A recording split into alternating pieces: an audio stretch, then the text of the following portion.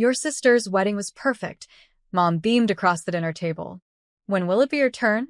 I smiled, sipped my wine, and said, it already happened. You just weren't there. The whole room froze. My name is Calla Monroe. I'm 32.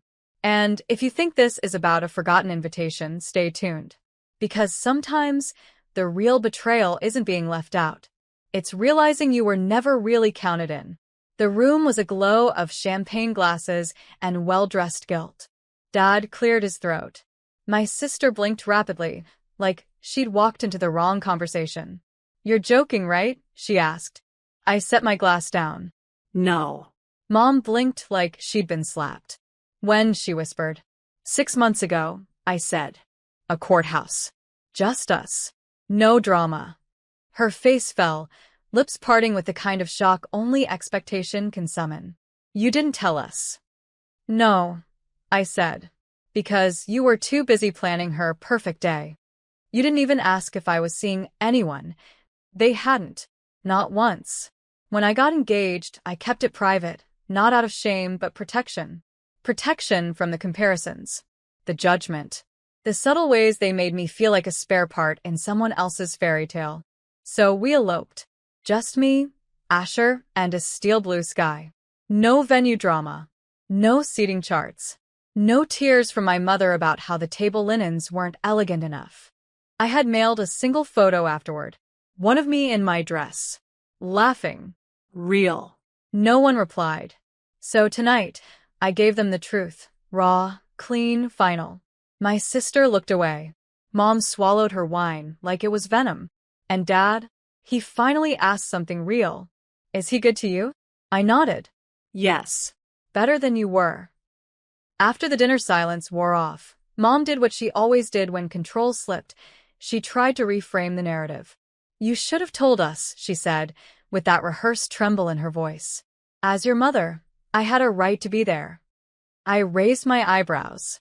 A right? I looked at my sister. You didn't think I had a right to be at yours. Remember? Because I hadn't forgotten. The missing RSVP.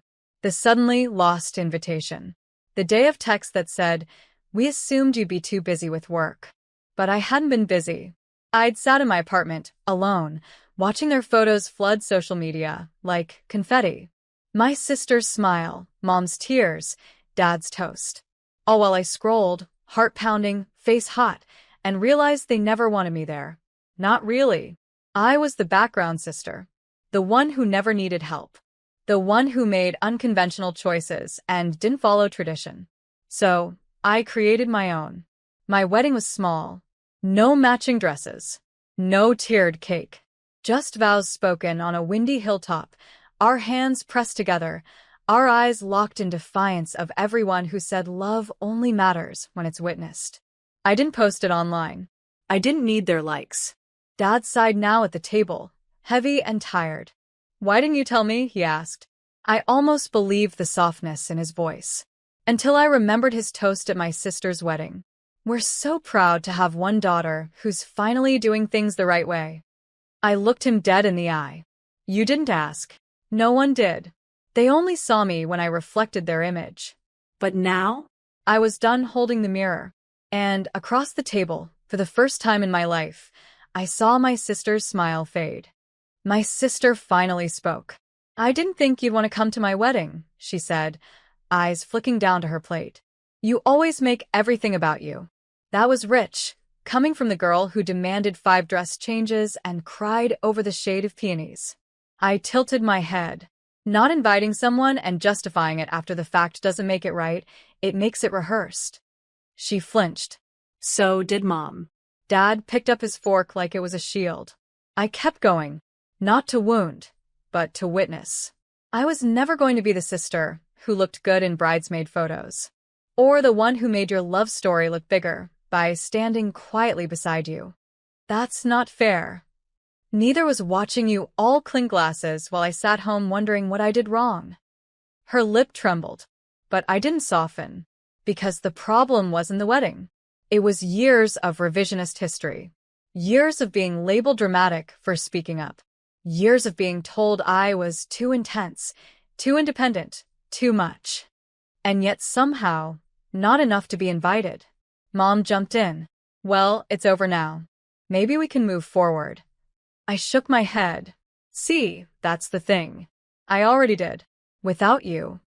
Her face dropped like a chandelier cracking from the ceiling. I stood up, napkin folded gently in hand. I didn't come here to explode. I came here to set the record straight. I looked at my sister. You got the wedding you wanted. I looked at my parents. You got the daughter you celebrated. Then I smiled genuinely. And I got the peace none of you ever offered. And with that, I walked out, leaving behind the only seat I'd ever truly been assigned at that table, the empty one.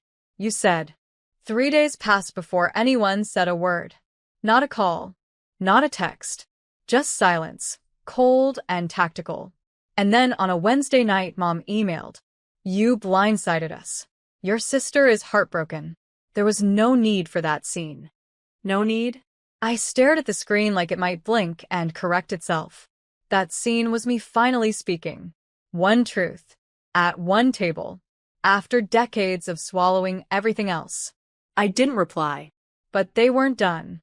My sister posted a throwback on social media, a photo of her wedding day. Captioned, some people watch, some people vanish. Real love shows up. The comments were predictable. Friends validating, distant cousins chiming in. A parade of digital loyalty. I didn't flinch, because they could spin the story all they wanted. I had already lived it. Meanwhile, Asher, my husband, was folding laundry when I told him. He didn't ask for details, just walked over, kissed my forehead, and said, Do they even know your favorite flower? They didn't. He did. Calla lilies. He planted them outside our rental 2 months before we got married. Said, Now your name lives in the garden. My family never asked why we eloped. Never noticed how light I became once I stopped performing daughterhood like it was an unpaid role. I went on with my life. Until another email arrived. This time from Dad. Just 5 words. Can we talk? Just us. I hovered over it, because sometimes the ones who stay silent after your truth erupts are the ones who finally heard it echo. And sometimes, they're just hoping to pull you back in gently before you realize you're free. I took a deep breath and typed. We'll see, you said. Dad picked a diner, neutral ground. Same one we used to go to after my violin recitals. He was already seated when I arrived, hands folded, coffee half full. For a second, I saw the dad I remembered, steady, quiet, impossible to read. I'm not here to take sides, he said. I raised an eyebrow. You've already taken them. He nodded, slowly. I know. The silence stretched between us like fabric pulled too tight. Then he said, You getting married without telling us did hurt. I didn't flinch. You not asking where I was the day of her wedding? That hurt too. He looked down, thumb tracing the rim of his cup. I didn't know how far it had gone, he said. Between you and your mother. You and your sister. I let that sit. Dad, it didn't go anywhere. It stayed exactly where it always was, unequal. He didn't argue. Instead, he reached into his coat and slid a photo across the table. Me and Asher. Smiling. Wind blown. My dress caught mid-spin. I kept this, he said. Even when your mom said it was disrespectful. I stared at the photo. My hands had been shaking when I sent it. One last attempt. One last olive branch. I didn't know how to reach you, he added. Not without her listening. I leaned back. Then maybe don't reach for me until you're willing to stop whispering around her. His eyes softened. I miss you. I folded the photo and tucked it into my purse. I'm not lost, Dad. I just stopped walking in your direction. He nodded again. No defense. No pleading. And maybe, finally, he understood. I hadn't left the family. I'd just stopped waiting for them to meet me halfway. 2 days after the diner, Mom showed up at my door. Unannounced. Uninvited. She didn't even knock. She waited in her car like a lawyer prepping closing arguments, sunglasses on, jaw set like granite. I opened the door slowly. She stepped out, arms crossed, lips pursed. I suppose your father told you I was the villain now. I didn't answer. Because villains don't always wear black. Sometimes, they wear pearls and speak in sighs instead of slurs. I raised you better than this, she said. Did you? I replied, calm. She exhaled. You embarrassed us. You humiliated your sister. No, I said. I answered your question.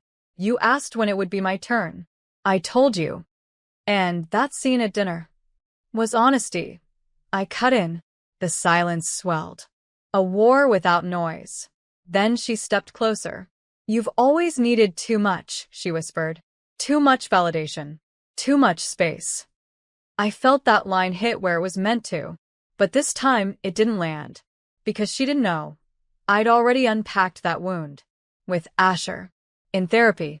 In the stillness of a marriage she never asked about.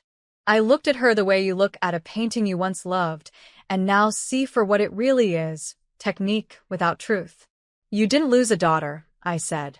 You just lost the version you controlled. She blinked. You think you're better than us now? No, I said. I think I'm just done bleeding for the applause you never gave me. She didn't cry. She turned, walked back to her car. Engine started. No wave, just taillights fading down the street. And I closed the door without guilt. Because not every ending needs a slam. Some needs silence and a lock. A week later, the wedding album arrived. Not mine, my sister's.